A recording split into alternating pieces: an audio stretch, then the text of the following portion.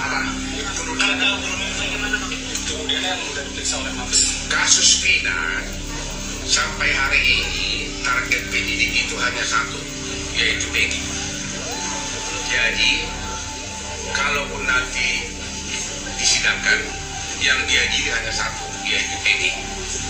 Mungkin bersalah, mungkin tidak bersalah.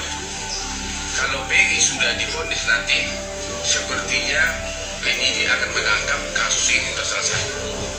Karena dua dari DPO dianggap fiktif. Makanya saya dari tim Hotman 911 mengusulkan kepada Pak Jokowi, ini tidak bisa lagi dengan pro justisia hanya dengan memakai hukum acara pidana. Kalau hukum acara pidana kan dua alat bukti cukup langsung bersalah. Masalahnya dalam kasus ini bertolak belakang satu sama lain. Di perkara tahun 2016, 8 terpidana mengatakan itu bukan fiktif. Kok sekarang mengatakan fiktif? Di perkara 2018, 7 terpidana mengatakan Peggy terlibat, tapi nggak tahu Peggy yang mana.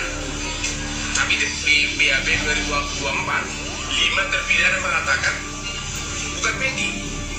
Jadi Peggy yang sekarang itu dari 6 terpidana, 5 mengatakan bukan Peggy pelakunya, 1 mengatakan iya. Berarti 5 lawan 1. Memang dalam undang-undang tidak diatur kalau lebih banyak saksi apakah menang atau tidak. Cuma harusnya logikanya kalau saksinya lebih banyak menyatakan Peggy tidak terlibat, harusnya tidak terlibat. Jadi memang nggak bisa lagi ini kasus ini hanya terbongkar secara tuntas kalau benar-benar dibentuk tim pencari fakta oleh Pak Jokowi. Karena Pak Jokowi lah yang punya kewenangan memerintah Kapolri, memerintahkan lembaga permasyarakatan untuk mengeluarkan si orang ini setiap waktu untuk diperiksa. Kalau pengacara mana punya kewenangan untuk memeriksa para terpidana ini begitu? Papanya Eki kan sudah diperiksa oleh Mabes Polri. Papanya Eki itu saya sangat kecewa.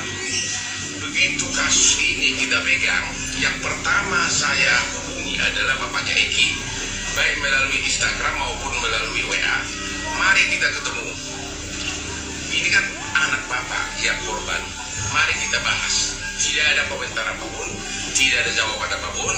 Tiba-tiba 4 hari lalu, sudah lewat dari 3 minggu, tiba-tiba ada utusan dari, katanya dari Barreskrim, yang mengaku utusan dari bapaknya Eki, meminta kita sebagai kuasa hukumnya.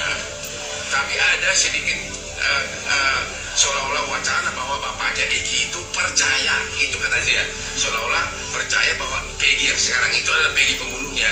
Jadi seolah-olah kita jadi kuasanya dengan syarat harus setuju bahwa Peggy sekarang ini adalah Peggy pembunuhnya gitu loh.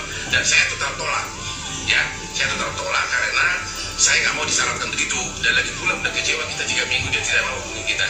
Jadi kita mempertanyakan ada apa dengan bapaknya Eki ini? Kenapa sebagai seorang polisi, padahal dia dari awal penyidikan ikut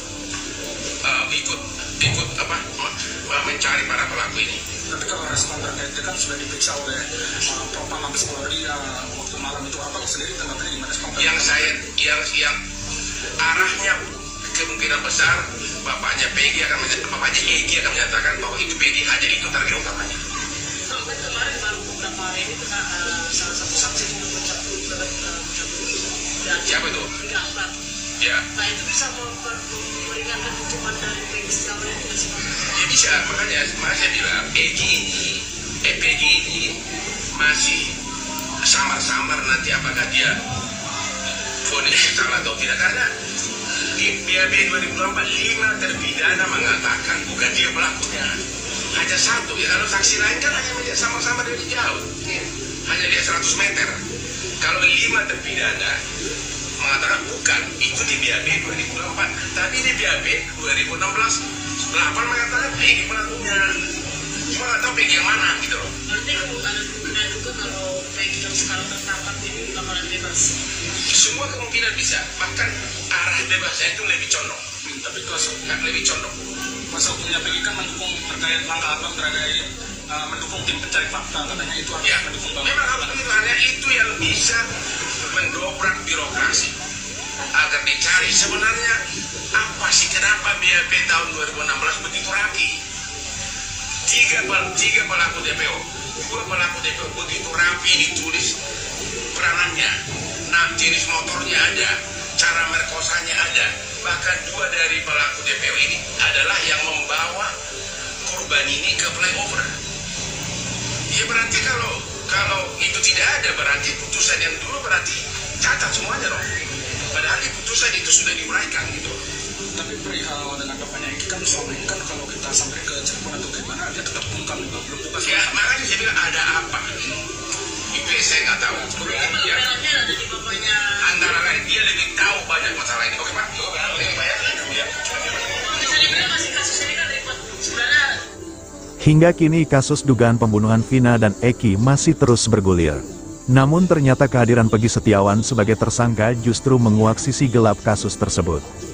Bahkan kuasa hukum keluarga Vina, Hotman Paris mencium adanya kemungkinan kasus ini tak akan dibongkar polisi. Hal itu lantaran sejak Peggy Setiawan ditangkap, polisi seakan fokus terhadap Peggy bukan pengungkapan kasus Vina.